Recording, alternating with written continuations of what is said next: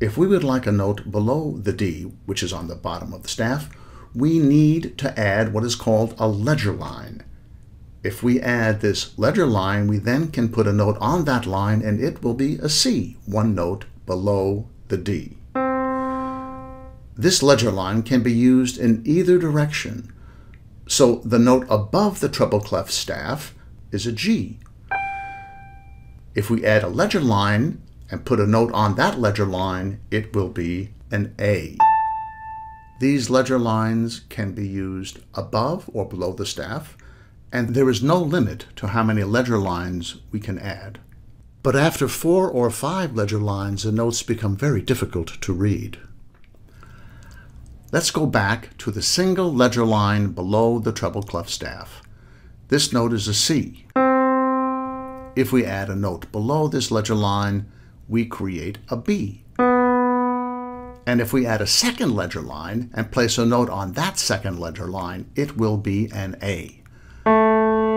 We always remember that it is the 7 letters of the alphabet that we use in naming notes. So if we're at a C and go down, descending in pitch, then it goes to a B. And if we add a second ledger line and place a note on that line, it will be an A. Now let's look at all the different notes that we've discussed, from the A below the treble clef staff to the A above the staff. Now we see there are 3 A's, one below the staff, one in the middle of the staff, and one above the staff. These 3 notes all sound like the same pitch, but one is low, one is in the middle register, and one is high.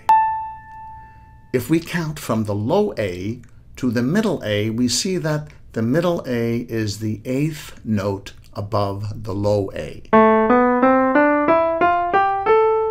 The distance from one A to the next is called an octave, which comes from the Latin octava, meaning 8 part.